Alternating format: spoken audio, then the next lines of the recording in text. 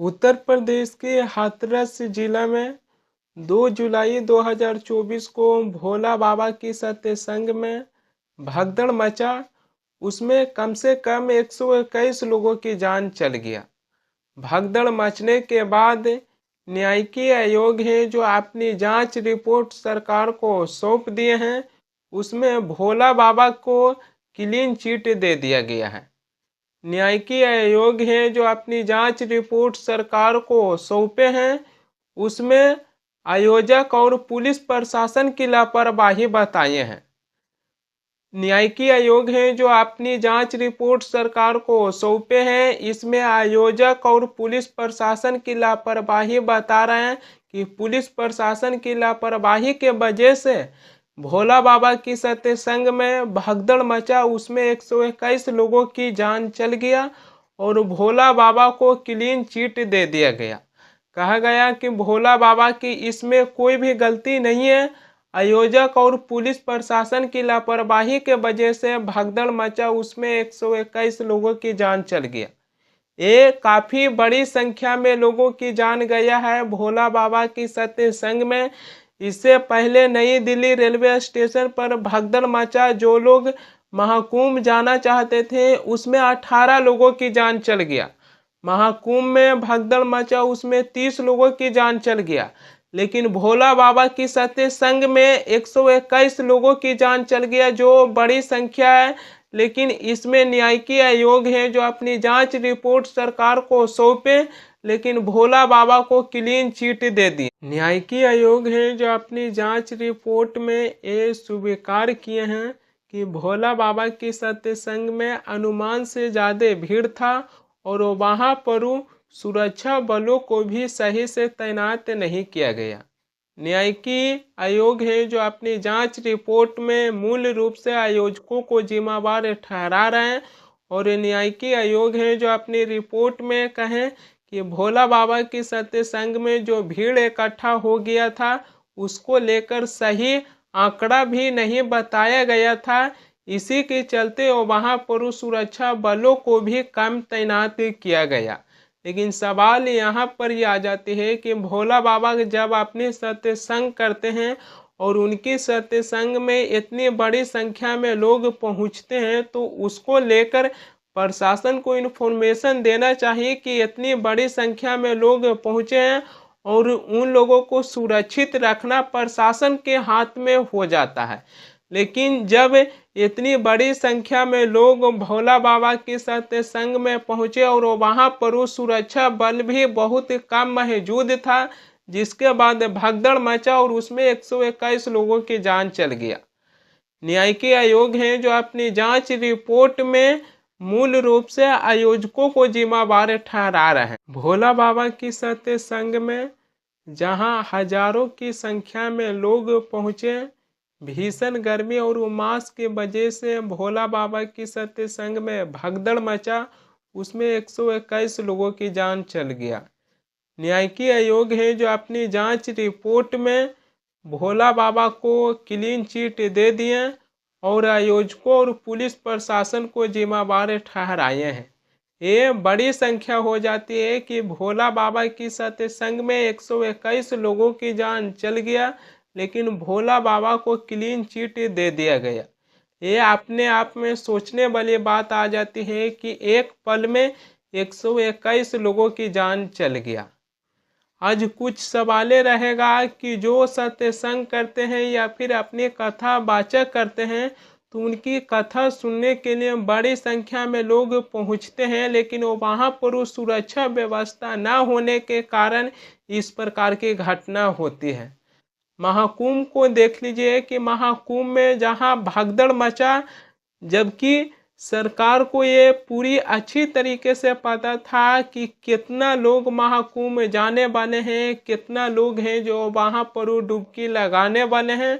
सरकार को ये सब कुछ पता था, लेकिन फिर भी महाकुंभ को लेकर वहाँ पर सुरक्षा नहीं बढ़ाया गया और महाकुंभ में भगदड़ मचा। जिसके बाद उत्तर प्रदेश की सरकार है जो 17 घंटे के बाद ये कबूल किए कि भगदड़ में 30 लोगों की जान चल गया। सरकार को सब कुछ पता था कि महाकुंभ में कितना लोग हैं जो आने वाले हैं और अपनी डुबकी लगाने वाले हैं, लेकिन फिर भी उस हिसाब से सुरक्षा नहीं बढ़ाया गया। जहां एक अपराधी को पकड़ने के लिए प्रशासन की लाइन लग जाती है, इतनी बड़ी संख्या में सुरक्षा बल को तैनात कर दिया जाता है जिसके बारे में सोच भी नहीं सकते हैं। लेकिन जब इतनी बड़ी संख्या में लोग हैं जो महाकुंभ पहुंचे, लेकिन उन लोगों को सुरक्षित रखने के लिए कोई भी इंतजाम नहीं किया गया। नई दिल्ली रेलवे स्टेशन पर भगदड़ मचा और वहां पर भी प्रशासन की कमी बताई जा रही है। नई दिल्ली रेलवे स्टेशन पर भगदड़ मचने के बाद उसमें 18 लोगों की जान गया, लेकिन एक व्यक्ति साल 1981 से नई दिल्ली रेलवे स्टेशन पर वहाँ पर वो अपने कुली के काम कर रहे थे।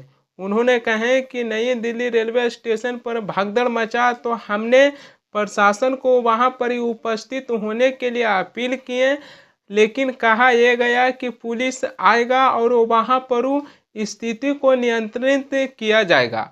सुनिए, एक व्यक्ति हैं जो नई दिल्ली रेलवे स्टेशन पर साल 1981 से कुली के काम कर रहे थे। इतनी भीड़ मैंने सन 81 से रेलवे में भर्ती हूँ, यहाँ पर कुली का काम कर रहा हूँ। मैंने ऐसी भीड़ कभी ज़िंदगी में नहीं देखी। तो ये अनसा हुआ, प्रयागराज स्पेशल भेज रहे थे ये लोग, उसको 12 नंबर से चेंज 16 नंबर कर दिया। तो 12 नंबर की पब्लिक 16 पे आई और बाहर की पब्लिक जब 16 पे जाने लगी तो एकदम बच गई पब्लिक।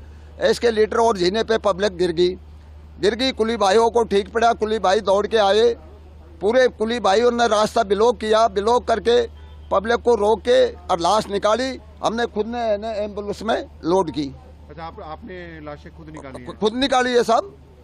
कितनी लाशें निकाली आपने? 15 हमने लोड किए और आगे पता नहीं है, 15 हमने लोड किए। तो किस तरह का मंजर था कि आपने जो देखा होगा? अरे साहब, खाई जूता पड़ा, खाई कपड़ा पड़ा, पब्लिक भच गई, एकदम दब गई नीचे पब्लिक दब गई एकदम। तो आपको देख के क्या लगा वहाँ पे जब आपके हालत कैसे थी? अरे हमारी हालत ऐसी हो गई साहब, हमको रोज आ गए, हमने रात को खाना भी नहीं खाया। मेरी कसम, अब तक खाना नहीं खाया वो हरसा को देख के। और कुली भाइयों ने हमारे 3 घंटा तक इतनी मदद करी, ऐसी है ना, पुलिस ने मदद नहीं की है, कुली भाइयों ने जो मदद की है वो। क्या प्रशासन वहाँ पे था कोई पुलिस की तरफ से? अरे साहब, प्रशासन एक आधे आज जिनको हमने फोन किया, भाई पुलिस बुलाओ। अरे भाई हंगामा मत करो, आएगी। तो सुने होंगे, एक व्यक्ति साल 1981 से नई दिल्ली रेलवे स्टेशन पर अपने कुली के काम कर रहे थे। भगदड़ मचने के बाद वो प्रशासन को भी आने के लिए अपील किए, लेकिन उनसे ये कहा गया कि हल्ला मत करो, पुलिस आएगी। जो साल 1981 से नई दिल्ली रेलवे स्टेशन पर जो व्यक्ति अपनी कुली के काम कर रहे थे, उन्होंने आगे ये भी कहे कि हम कुली भाई मिलकर जितना लोगों को मदद किए उतना पुलिस मदद नहीं किए।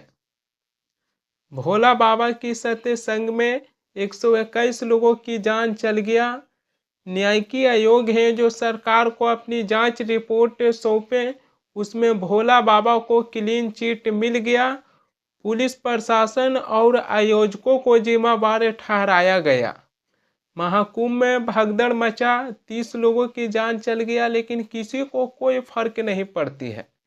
नई दिल्ली रेलवे स्टेशन पर भगदड़ मचा और वहां पर भी प्रशासन की कमी बताई जा रही है। जहां नेता अपनी भाषण देने के लिए जाएंगे तो इतनी सुरक्षा बल को तैनात कर दिया जाता है कि नेता पर एक आंच नहीं आ सकता है। लेकिन जब जनता नेता के भाषण सुनने के लिए पहुंचते हैं तो जनता को सुरक्षा बलों की तरफ से कोई सहायता या फिर कोई सुविधा नहीं दिया जाता है। यह है भारत की जनता की पहचान कि भारत की जनता अपनी मत देकर किसी को कुर्सी पर बैठाते हैं और उसके बाद वही कुर्सी है जो तय करता है कि जनता की सुरक्षा मिलेगा कि नहीं मिलेगा।